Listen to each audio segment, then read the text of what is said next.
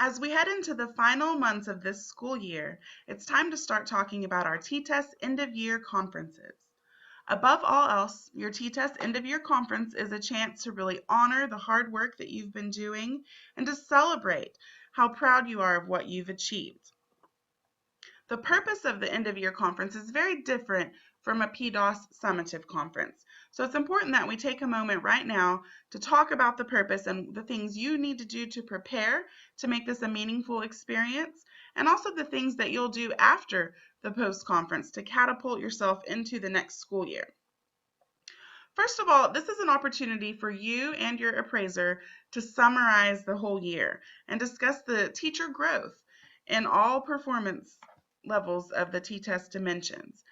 Unlike PDOS, your formal observation is not the end-all be-all in deciding what your performance level ratings will be.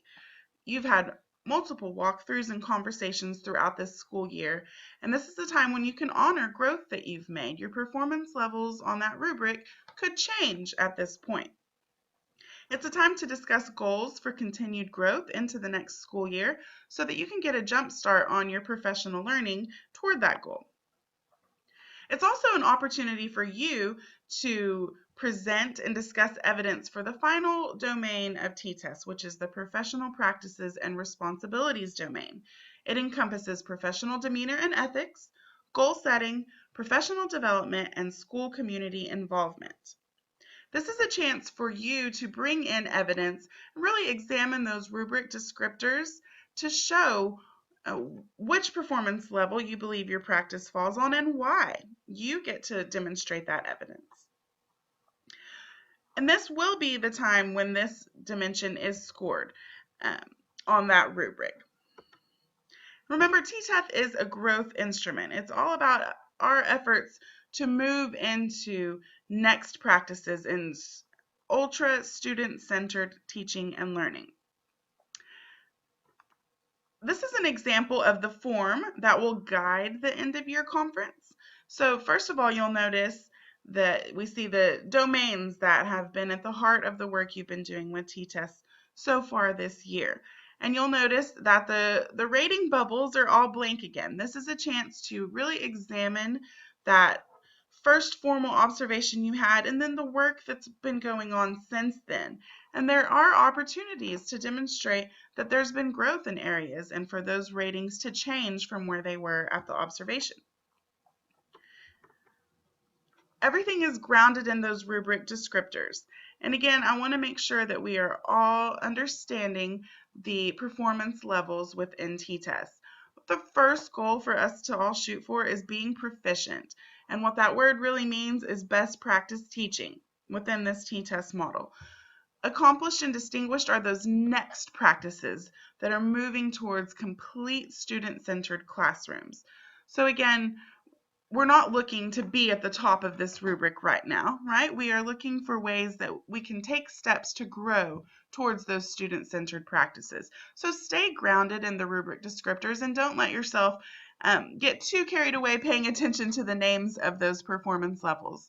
Again, we are all about best practice teaching, which is represented in proficient, and then we can get ideas and start working toward those next practice student-centered kind of practices represented in the accomplished and distinguished columns.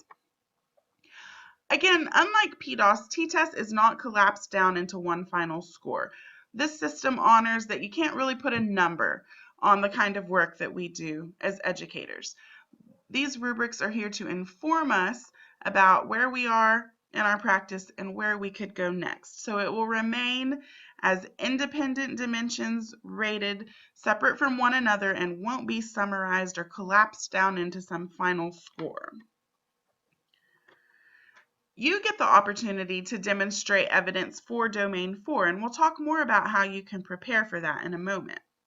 Again, this is really all about the hard work that you've been doing and taking a moment to celebrate and be proud of what you've achieved this year.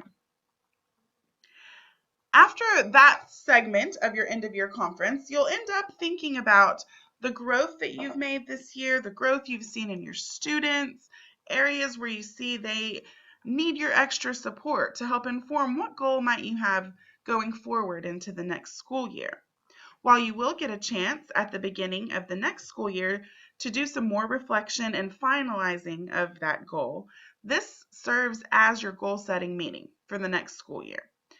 You'll go ahead and draft this up, and then you can get started on maybe attending some professional learning or reading some books over the summer to help support that goal.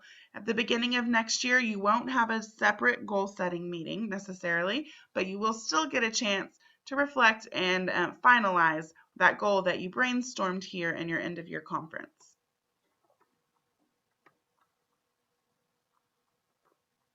So before the conference, what kind of preparation needs to go on?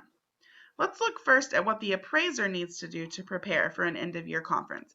It's much like lesson planning. A lot of preparation goes into this to make sure it's a very meaningful experience for you.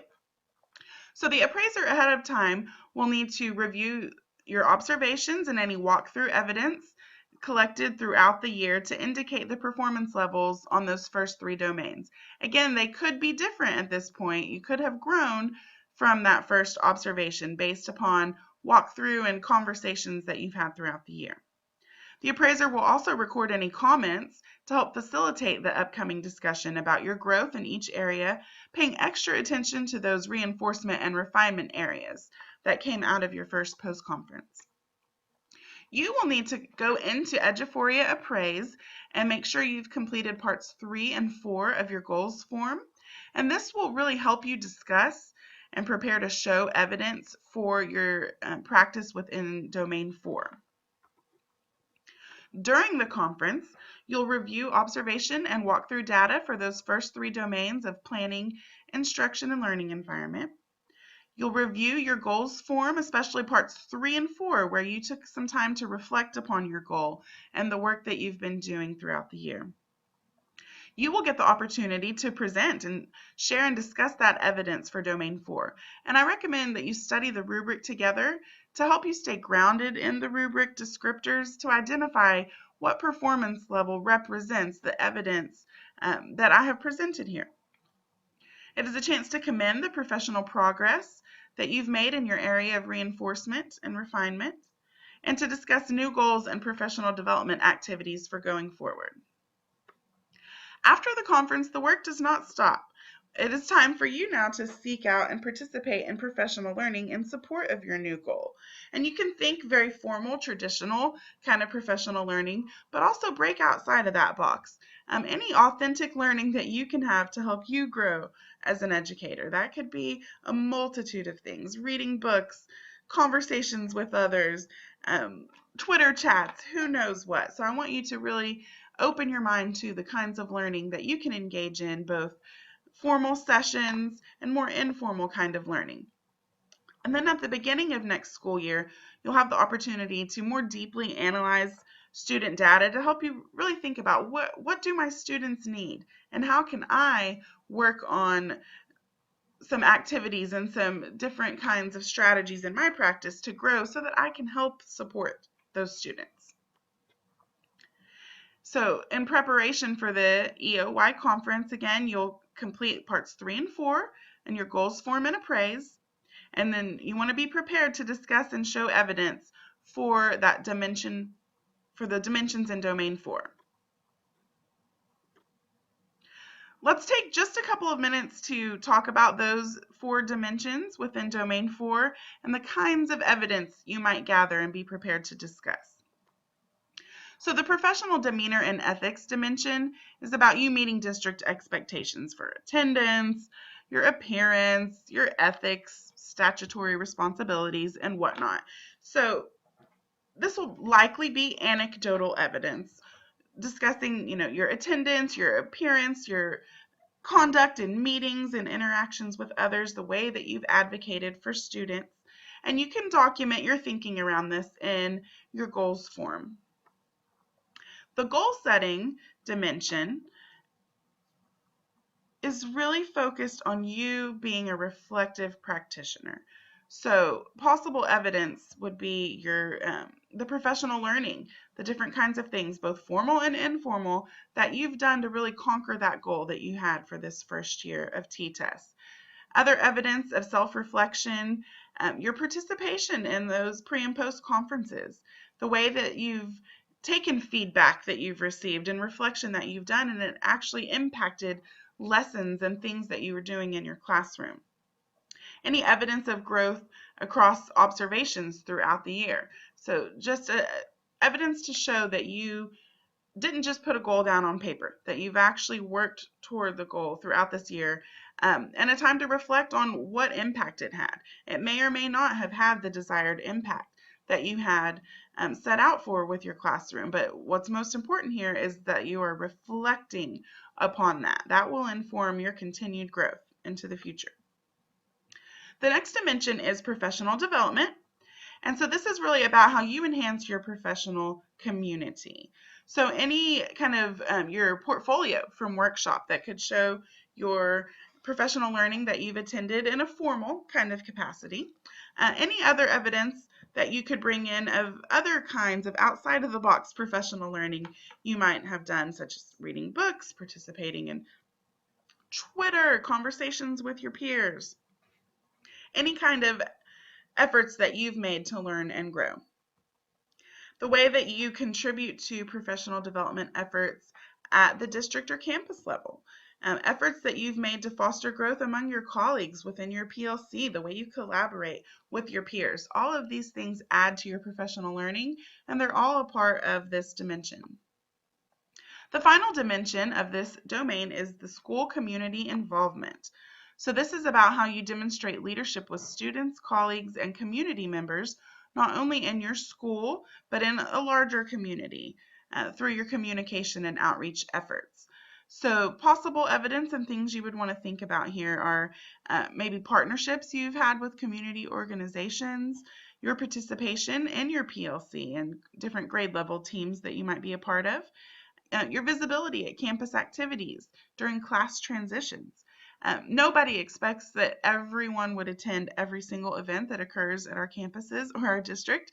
That's not really what this is about. It's just about, are you plugged into that school community? And this is a chance for you to come and discuss that and bring any evidence you might have in support of your school and community involvement.